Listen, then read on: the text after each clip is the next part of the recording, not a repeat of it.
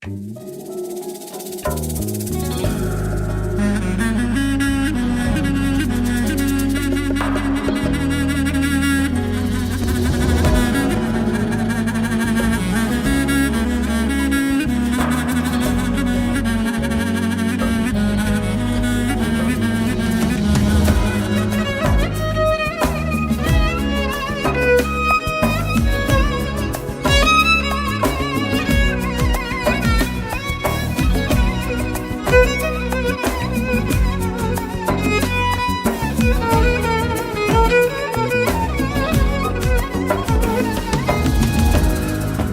ateşten gömlekmiş, seni sevince anladım. Hasret kefenler giymek mi, terk edilince anladım. Bir daha ben bu sevdanın yanından bile geçmem. Bir vefasız zalim için asla gözyaşımı değmezmiş. Dulo dulo dulo adını bile anmaya değmezmiş. Dulo dulo kör kütük sarhoş olma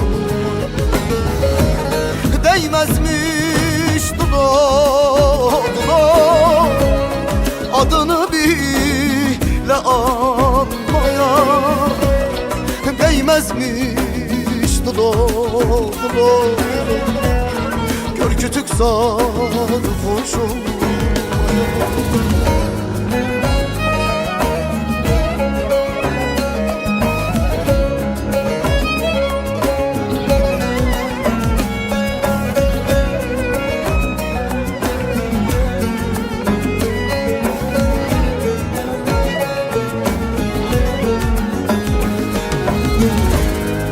Rüyaymış, bir masalmış, Dulo varsay tüm bunları. Sevmek diye bir şey yok mu? Unuttum yaşananları. Bir daha ben bu sevdanın yanından bile geçmem. Bir vefasız zalim için asla gözyaşımı değmezmiş. Dulo dulo dulo adını bile anmaya değmezmiş. Dulo dulo dulo kör kütük sarhoş olma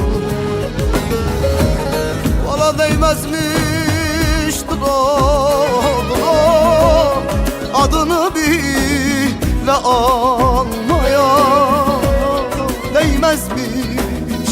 Dulo dulo kör kütük sarhoş olma